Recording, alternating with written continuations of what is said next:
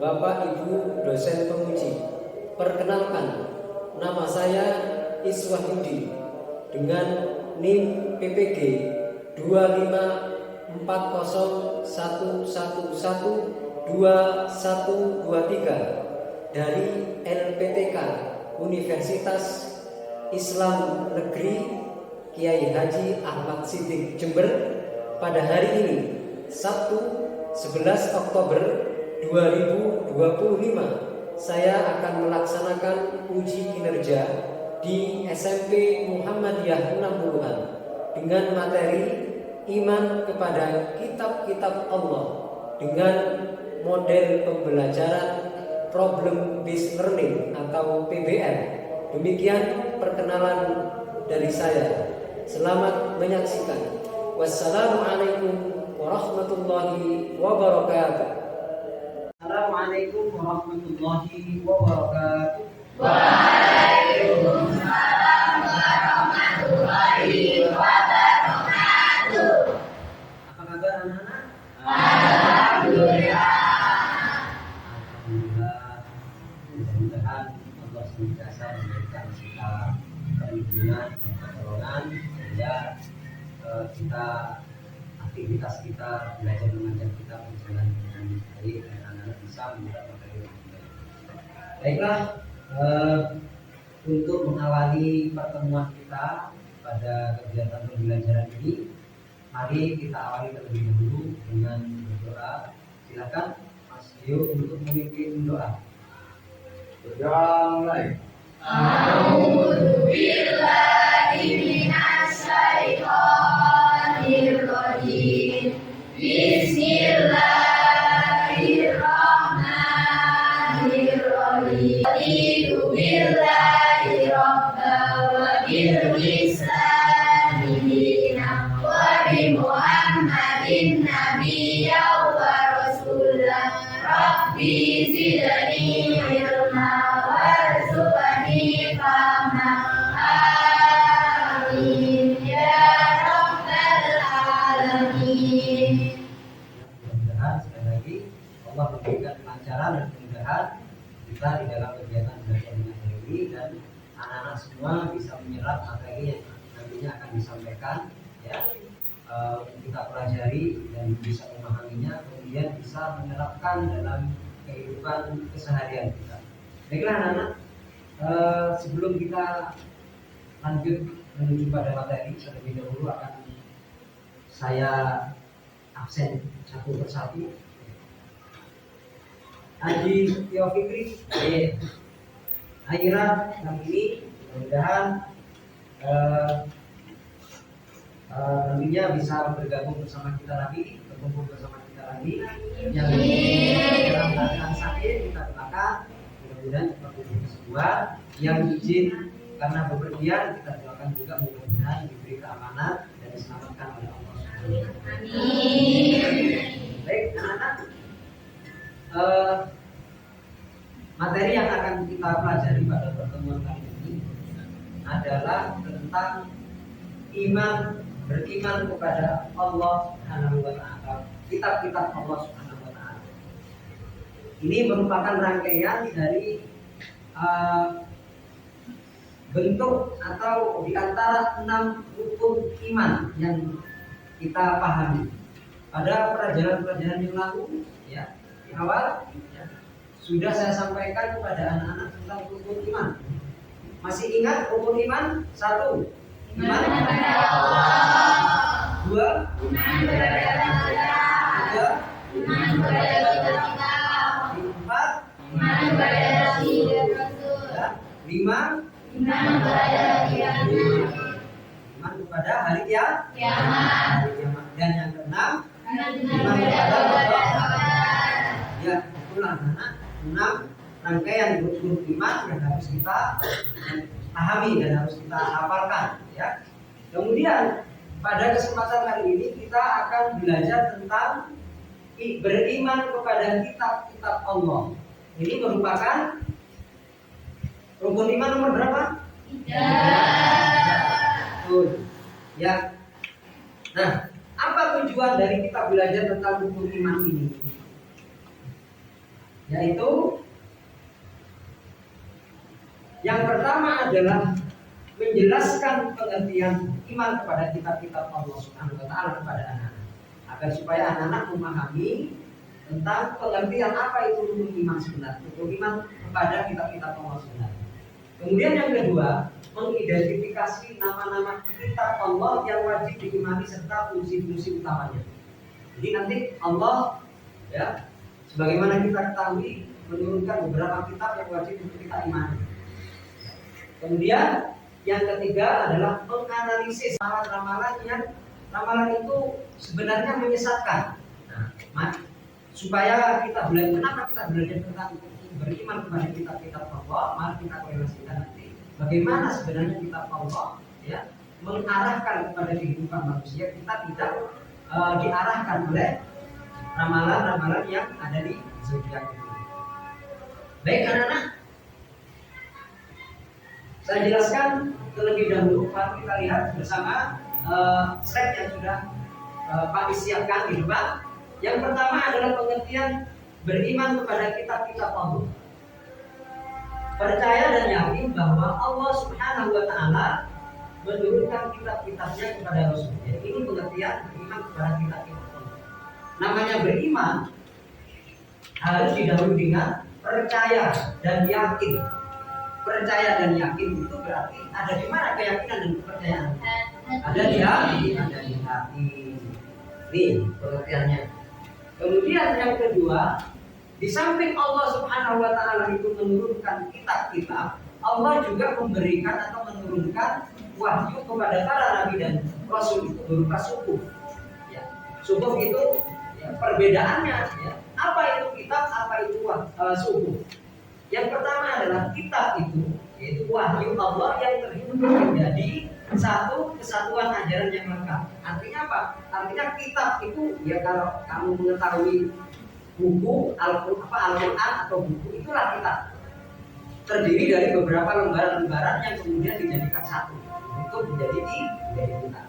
Kemudian suhuf adalah wahyu Allah yang berupa lembaran-lembaran berisi pedoman hidup pokok. Ini. Nah, sekarang Pak Is ingin bertanya, siapa di antara kalian yang setiap hari rajin membaca Al-Quran? Ya. Hampir separuh. Yang separuhnya agak dimotivasi lagi supaya kita gemar membaca Al-Quran. Karena apa? Karena Al-Quran itu adalah pedoman hidup kita, ya. Yang merupakan firman Allah, wahyu dari Allah Subhanahu wa taala yang diberikan kepada Nabi Muhammad sallallahu alaihi wasallam. Baik. Kemudian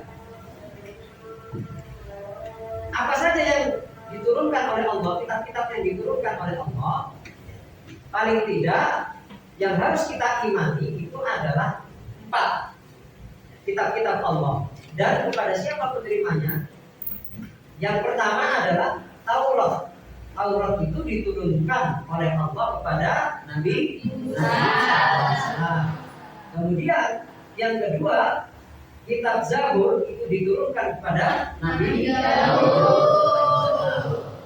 Yang ketiga, kitab Injil diturunkan oleh Allah kepada Nabi Isa.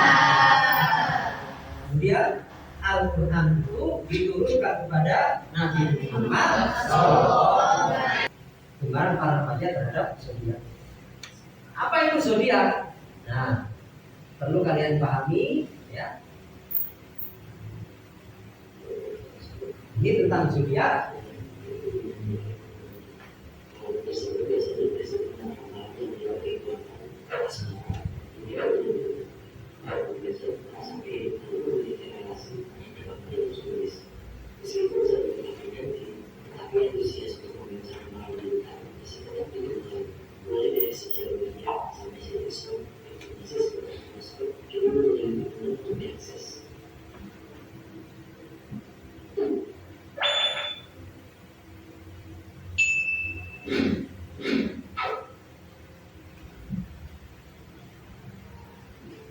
Ini sejarah tentang zodiak. Kita harus tahu.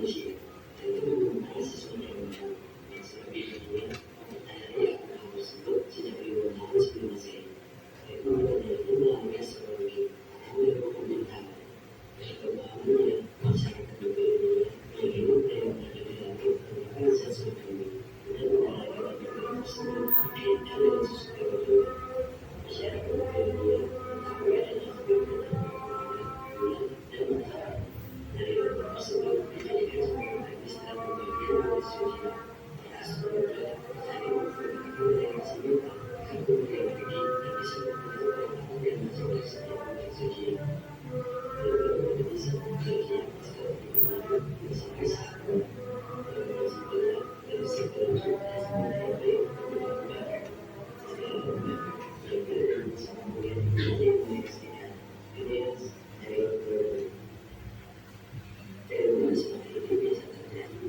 pada saat seseorang hidup. Nah, baik anak-anak. Sekarang coba saya minta untuk kemudian dibentuk kelompok ya, yang isinya adalah nanti ada di dalam RKP ini.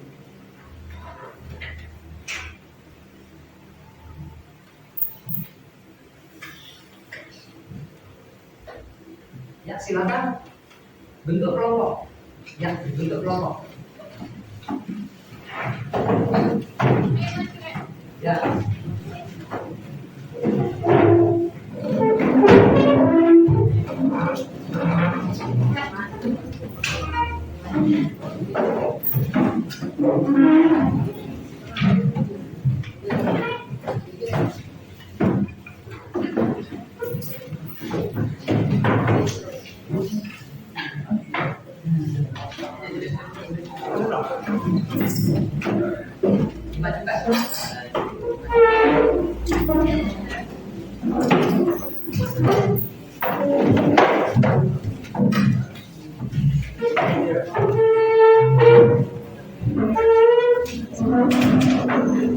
Ya, silakan kalian simak dan perhatikan lembar kerja peserta didik. Di situ ada tiga permintaan terkait dengan video tentang zodiak yang baru saja anak-anak saksikan. Yaitu yang pertama adalah silakan kelompok nanti menampilkan slogan, ya, membuat slogan masing-masing. Tuh. Kemudian yang kedua, membuat 5 langkah ya, agar remaja tidak terpengaruh hoax, ya berupa ramalan itu tadi. Bagaimana 5 langkah supaya tidak terpengaruh hoax ya, yang ada di ramalan. Dan yang terakhir, yang ketiga, ya, sampaikan hasil diskusi dari kelompok kalian masing-masing. Silakan, saya beri waktu beberapa menit. Silakan dikerjakan, diskusikan dengan kelompok. Nanti masing-masing kelompok menunjuk juru bicara untuk menyampaikan pendapatnya. Silakan.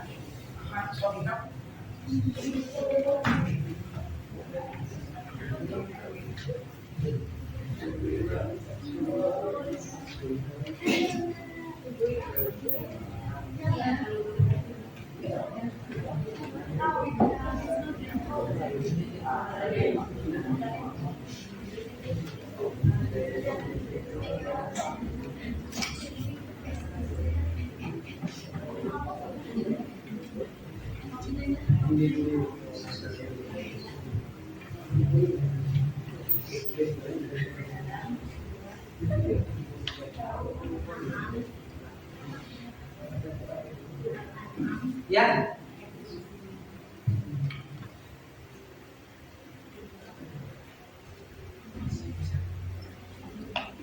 Oke, sudah ya? Ya. Baik.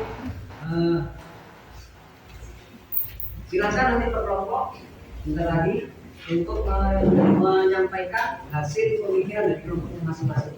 Dimulai dari kelompok 1. Siapa yang menjadi juru bicara? Ya, silakan disampaikan. Ya, di situ ada Bahwa kami berpendapat bahwa remaja mudah terpengaruh ramalan. karena kurang memahami isi Al-Quran.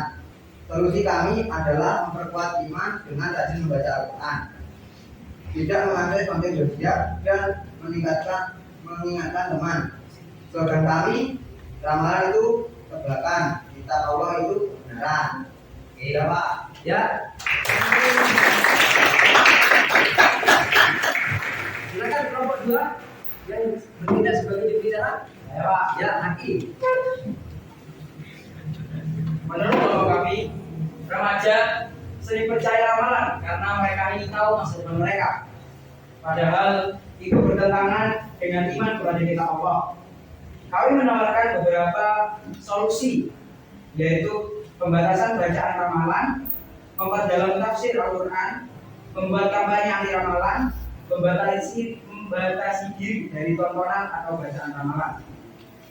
Slogan kami yaitu jangan percaya zodiak, yuk percaya kitab Allah. Ya. Yang ketiga, ya. Aira. Kelompok kami menemukan bahwa ramalan bisa menyesatkan karena menyalahi akidah. Solusi kami adalah berdoa kepada Allah, membaca kisah serta belajar kisah para nabi. Dengan begitu iman kita terjaga. Slogan kami, kitab Allah membimbing, ramalan menyesatkan. Ya, yang terakhir kelompok 4. Ya. Nebula, silakan disampaikan pendapat kelompoknya hasil dari diskusi. Menurut diskusi kami, remaja gampang percaya ramalan karena mereka kurang kritis. Solusi yang kami berikan adalah berpikir kritis, mengikuti pengajian, dan isi waktu dengan hal-hal yang positif.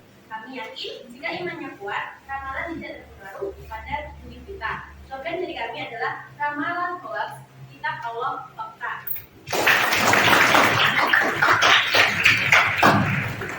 Baiklah anak-anak, itu hasil diskusi kita pada kesempatan kali ini terkait dengan beriman kepada kitab-kitab Allah. Nah, baiklah, sekarang apa yang bisa kita petik dari kita belajar tentang kitab-kitab Allah dan kita kaitkan dengan kehidupan kita mengenai kegemaran dari para remaja itu terhadap zodiak itu sendiri. Ya, yang pertama, ya pelajaran yang bisa kita pendapatkan adalah hanya Allah yang tahu terhadap perkara yang gaib. Jadi hanya Allah. Kita tidak tahu perkara-perkara yang tidak tampak oleh pandangan mata kita. Kemudian yang kedua, pelajaran yang bisa kita dapat adalah kitab-kitab Allah itu adalah pedoman hidup yang pasti benar. Kebenarannya itu pasti. Dan kita tidak boleh meragukan sedikit. Kemudian yang ketiga, beriman kepada kitab Allah itu menjaga kita dari kesesatan. Apabila kita berpedoman kepada kitab Allah, berpedoman kepada Al-Quran, maka insya Allah kita, pemikiran kita, kehidupan kita tidak akan tersesat. Dan yang keempat, remaja harus bijaksana di dalam menggunakan media sosial. Mana yang benar, mana yang salah, maka kita harus. Baiklah anak-anak sekalian. Saya kira itu saja ya pelajaran kita kali ini. Mudah-mudahan apa yang kita pelajari ini bermanfaat untuk kita. Yang paling penting adalah bagaimana kita menjadikan Al-Quran itu sebagai pedoman hidup kita, karena kita adalah umat Islam. Baiklah, mari kita akhiri pertemuan kita kali ini, mengakhiri dengan bacaan hamdalah bersama-sama. Alhamdulillahirabbil alamin. Mudah-mudahan Allah mempertemukan kita kembali. Wassalamualaikum warahmatullahi wabarakatuh.